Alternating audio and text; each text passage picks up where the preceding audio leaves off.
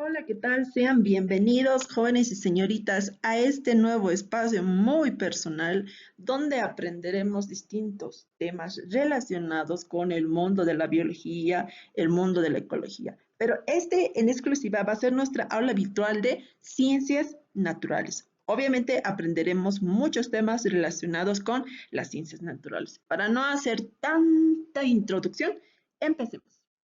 Bueno, pues el día de hoy vamos a aprender sobre los reinos de la naturaleza. Vamos a aprender, vamos a aprender muchas cosas sobre el reino de la naturaleza y no se olviden de que este tema está absolutamente dedicado para los estudiantes de primero de secundaria. Bueno, cada tema, cada video va a tener su estructura, en donde ustedes van a poder observar qué es nosotros lo que vamos a llevar el día de hoy. Bueno, pues primero vamos a hablar sobre qué son los reinos, la historia y los 5 reinos que existen en la naturaleza. Para ello, sin más preámbulo, demos un inicio y comenzamos. ¿Ya? Los reinos, ¿qué serán los reinos? Los reinos no son más que agrupaciones de organismos vivos que han sido estructurados, ordenados, clasificados por alguien. Y ese alguien es precisamente Robert Whittaker. Robert Whittaker se ha encargado en el año de 1968, se ha encargado de organizar, clasificar y crear los 5 reinos que a continuación vamos a estudiar. Los ha ordenado según sus características. Por ejemplo, ha visto similitudes entre, qué sé yo, la vaca y la llama, y por eso los ha metido al reino animal. Obviamente el reino animal tiene sus subcategorías, pero hay una característica de cada grupo que los hace que los animales o que cada organismo vivo pertenezca a cada reino. Y eso es precisamente lo que vamos a conocer el día de hoy. Bueno, pues sin más preámbulo, vamos a comenzar con el primer reino, el reino monera. ¿Por qué se llamará monera? Se llama monera porque dentro de su estructura se encuentran organismos procariotas. ¿Qué quiere decir procariotas? Que son simples, que son seres unicelulares. Este reino monera también es llamado el reino de la bacteria o reino arquea, ¿ya? Este reino monera tiene ese nombre o se le dan ese nombre porque en su clasificación se encuentran todos los organismos unicelulares. ¿Qué quiere decir? Aquellos que carecen de núcleo definido y están compuestos principalmente por lo que son las bacterias. ¿Ya? Ahora, dentro de las características del reino monera, podemos enumerar un sinfín, pero las más importantes son que los organismos del reino monera presentan células procariotas que carecen de núcleo. Son organismos celulares muy pequeños que aproximadamente miden entre 0,2 y 3 micras de diámetro. Muchas de las bacterias de este reino necesitan oxígeno para vivir y en otras también no la necesitan. Estos organismos de este reino pueden vivir de manera individual o grupal, quiere decir que pueden vivir solos o pueden vivir en grupo. El modo de desplazamiento de estos organismos de este reino lo hacen mediante cilios o flagelos que se encuentran en toda su estructura. Por ejemplo, aquí podemos ver la bacteria. Los pelitos que pueden observar acá, esos son los cilios o flagelos que le permiten, pero también hay otros organismos, como vemos acá, que no tienen un flagelo o algún cilio que le pueda realizar el movimiento, pero estos cilios no quiere decir que les ayudan a moverse rápido, sino que se mueven poco. ¿Ya? Ahora, pero ¿dónde viven este reino o los organismos de este reino? Viven en hábitats terrestres, acuáticos y hasta incluso en el ser humano, como ser las bacterias que podemos tener en el estómago, en la boca y diferentes lugares. ¿Ya? Listo. Ahora, lo que también tenemos que saber sobre este reino, que no todo este reino monera, también llamado reino bacterias, son malos, sino también que hay bacterias beneficiosas. Y estas bacterias beneficiosas, muchos de nosotros ya lo hemos comido, aunque no lo crean. Una de ellas es la bacteria del yogur. la bacteria para elaborar el queso, la bacteria para elaborar el vino y la bacteria para elaborar la mantequilla.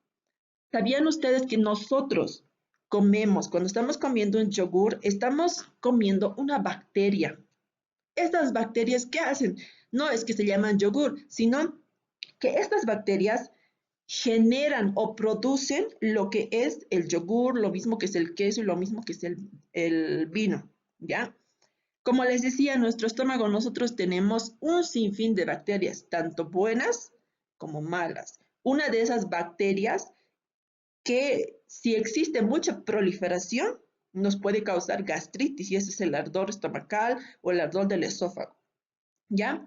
También tenemos bacterias que las adquirimos, como pueden ser esas enfermedades bacteriológicas, como ser el tétanos, la tuberculosis, la difteria, etcétera, que nosotros lo podemos adquirir por el consumo de alimentos que no lo limpiamos, no lo desinfectamos o generalmente como vivimos en un lugar tropical, tomamos agua con una serie de bacterias y nos da una infección bacterial o una infección estomacal.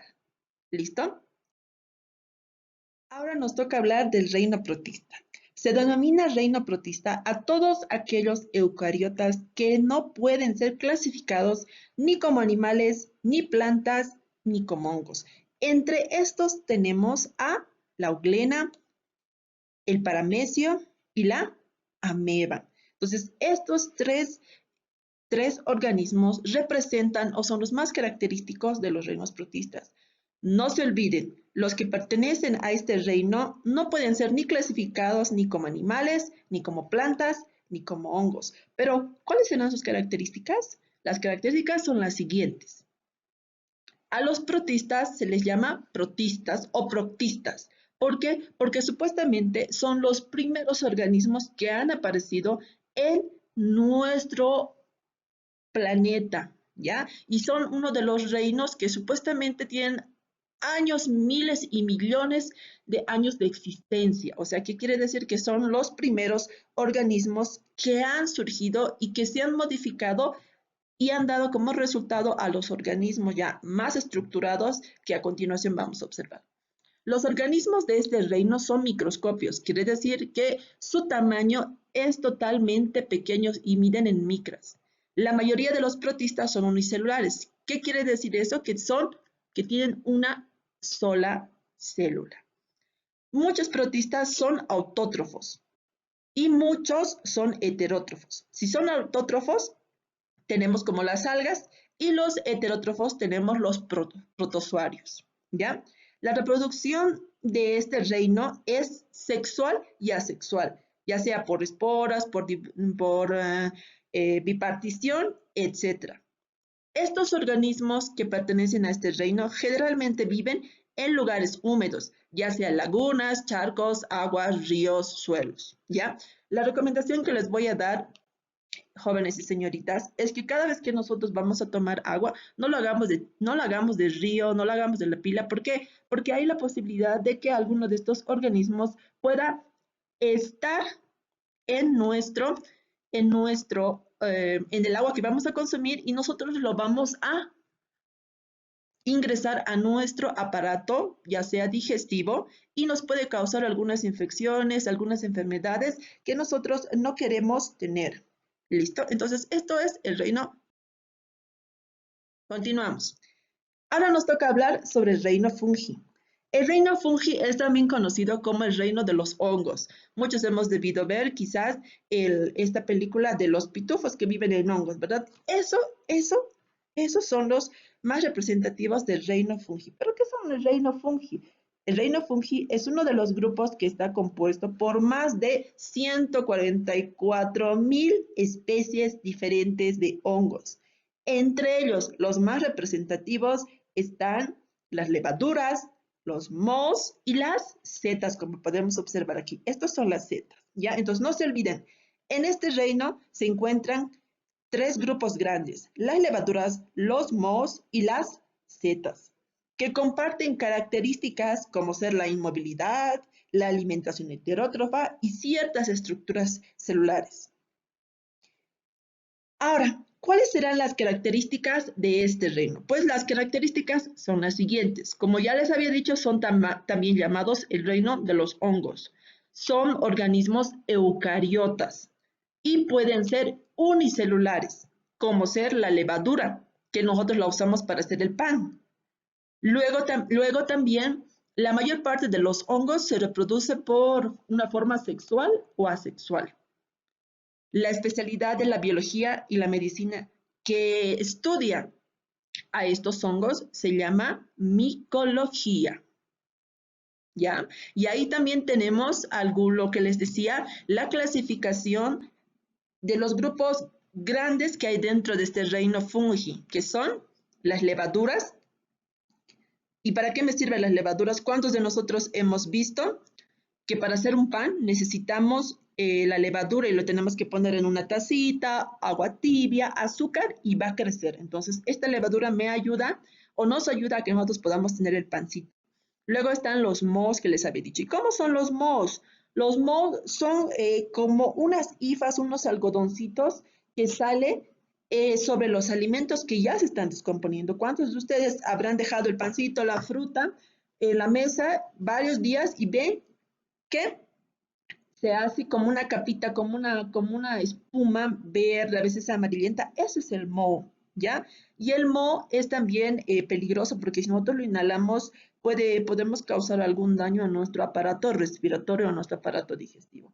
Y por último, lo que les venía diciendo sobre los hongos que forman setas. Estos hongos que muchos de ellos son comestibles. ¿Cuántos hemos comido un tallarín?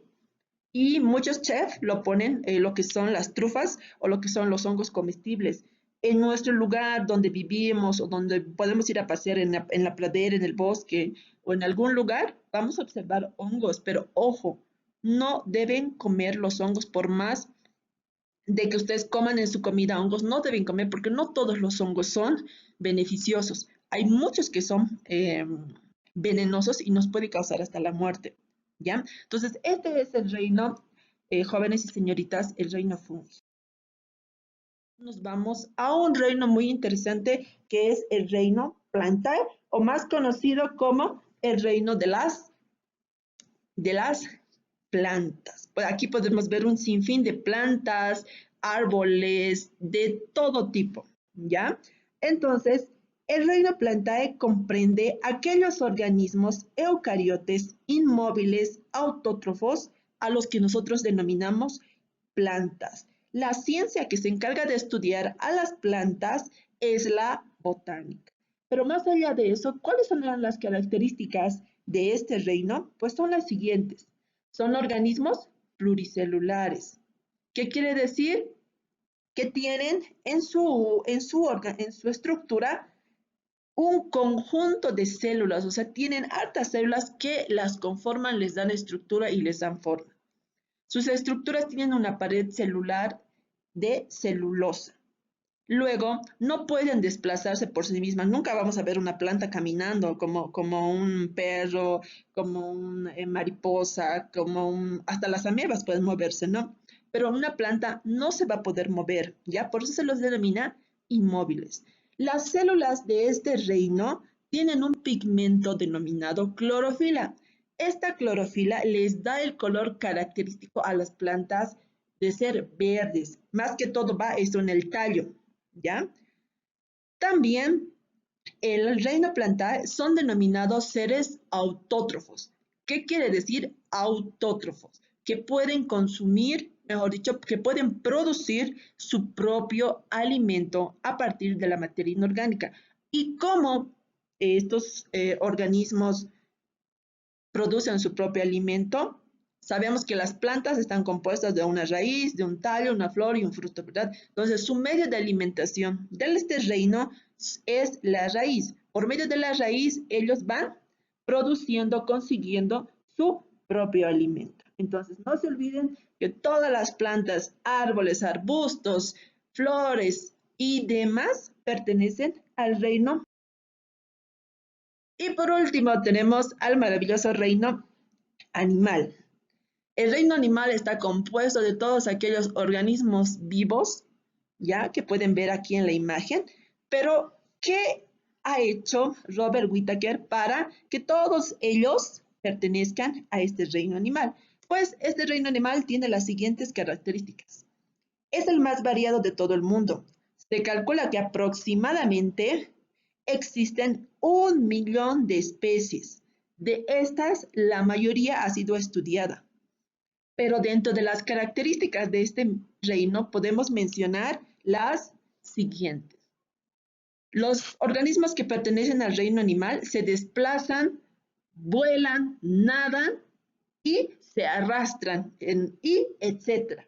Por ejemplo, andando tenemos al perrito, volando aquí al murciélago, nadando a un delfín, a un pececito, y arrastrándose puede ser una víbora o algún otro animal. Luego nos dice que los animales son heterótrofos. Quiere decir que se alimentan de otros organismos. Por ejemplo, una principal forma de alimentarse, el león caza puede ser a un ciervo, a un venado y a otros animales, ¿ya? Entonces quiere decir que se alimentan de otros seres vivos. Luego nos dice que se adaptan fácilmente y rápido a los cambios que se producen en el ambiente. Quiere decir que estos animales que pertenecen al reino animal se adaptan al medio ambiente, no tienen mucha dificultad, pero sabemos que en la naturaleza el que más rápido se adapta es el que más sobrevive. También podemos decir que son animales pluricelulares y que están constituidos por muchas células. Quiere decir que en toda su estructura tienen un sinfín de células y cada célula va a formar un tejido, un órgano, una función y demás. ¿Ya? Pero muy aparte de esto, de que las características del reino animal, también su alimentación. Dentro de su alimentación, no todos se alimentan de otro ser vivo de forma carnívora, sino que tenemos 4 tipos de alimentación o de formas de alimentación, que son herbívoros, aquellos que se alimentan exclusivamente de lo que son las plantas. Por ejemplo, aquí tenemos varios que son herbívoros. Luego tenemos los carnívoros, como el león, que se alimentan de carne de otros animales. Ahí tenemos el león, la hiena, la leona, etc. Luego tenemos los insectívoros, aquellos animales que se encargan de comer insectos, ya sea la golondrina, la golondrina y varios pájaros. Luego tenemos los omnívoros. Los omnívoros son aquellos animales y plantas que se alimentan de todo, como podemos decir, sean tanto de animales como de plantas. O sea, quiere decir que estos son los que se alimentan de todo. Entre esto tenemos el chimpancé, tenemos al cerdo, tenemos al erizo, ¿ya? Ahora, ahí es bueno también decir que el reino animal se clasifica en 2 clasificaciones, el reino animal y el reino animal invertebrado y el reino animal vertebrado. ¿Qué quiere decir eso? Los animales vertebrados se caracterizan, como el monito, el león, de tener un esqueleto. Los animales vertebrados de tener un esqueleto. Y los animales invertebrados se caracterizan por no tener una columna vertebral. Ya no tienen un esqueleto interno. En esto están los gusanos, los artrópodos, los moluscos, etc. Ahora, pero también los animales vertebrados se dividen en el siguiente subgrupo, que son los peces que tenemos acá, por ejemplo, el pejerrey y el tiburón. Los anfibios, tenemos a la rana, el renacuajo. Las aves, tenemos al gorrión, al loro. Los mamíferos, que la mayoría de nosotros lo conocemos, el elefante, el gatito. Reptiles, tenemos a la anguila, la tortuga, las víboras, etc. Eso es todo sobre el reino animal. Ahora la pregunta, nosotros como seres humanos, ¿a qué reino de la naturaleza perteneceremos? ¿Al reino animal? ¿Al reino vegetal? ¿Al reino fungi? ¿Monera? ¿O protista? No sé, se los dejo a criterio de ustedes. Yo, mientras tanto, me voy despidiendo, jóvenes y señoritas. Ha sido un gusto haberles explicado un poquito sobre este maravilloso mundo del reino de la naturaleza. El reino de la naturaleza, pues les deseo que tengan un excelente día, que todo les vaya de maravilla. Nos vemos en otra clase conmigo. No se olviden que vamos a estar comunicados por Facebook, por WhatsApp y por YouTube. No se olviden seguirme, darle like a este video y nos vemos en otra ocasión. Hasta pronto.